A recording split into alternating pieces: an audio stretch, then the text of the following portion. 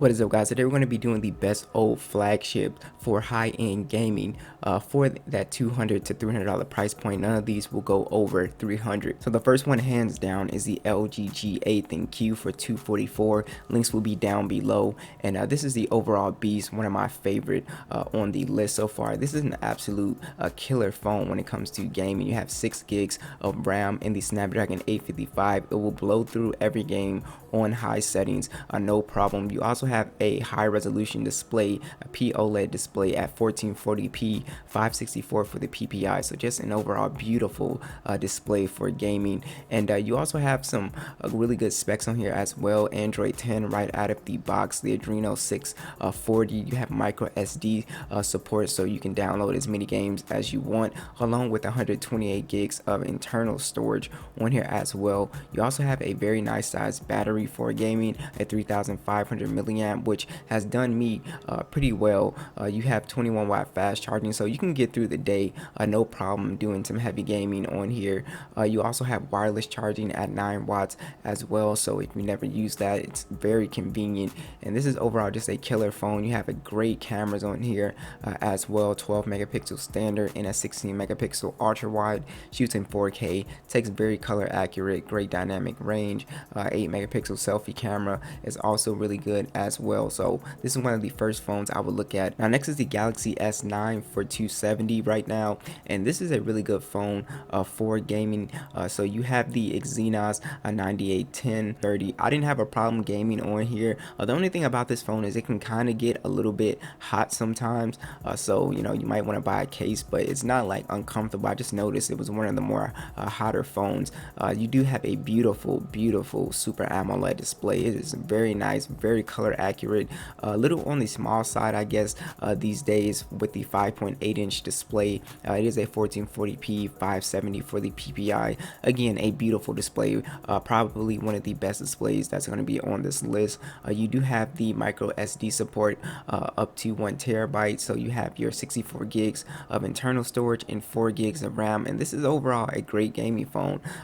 It plays pretty much every game on high, plus you have the Android 10 as well, so if you're into One UI 2.0, you do have that on this phone. This actually has some really good cameras on here. A 12 megapixel standard, shoots in 2160p, excellent camera even though it's just one camera. You do have the selfie camera as well. It's a dual camera setup, 8 megapixel wide and a 2 megapixel depth sensor. Very loud stereo speakers on here, so that is very nice. So if you play games, you know, out loud, you're gonna have some really great speakers with this phone. 3000 milliamp battery with 15 watt fast charging, wireless charging as well, so you can get through the day no problem on this phone. Overall, one of my favorites for the display. Next is the LG G7. So if you're on a extreme budget, you know, you can't go wrong with this phone at all. It's probably one of my favorites on the list next to the G8, mostly because of just the price point. You're spending absolutely no money to get this phone.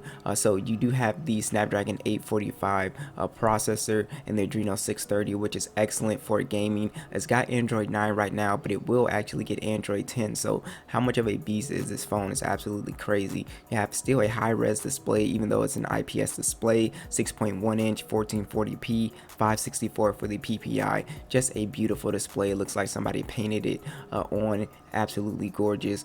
You do have micro SD support along with 64 gigs of storage and 4 gigs of RAM, so you can expand that storage no problem on here.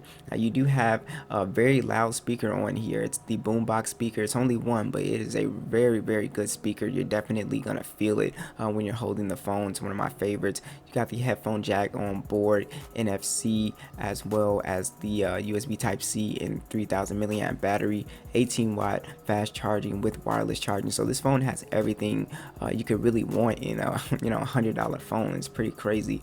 So you do have very good cameras on here. You can also download Gcam and get even better photos with 16 megapixel standard and a 16 megapixel ultra wide, which is excellent. Shoots in 2160p.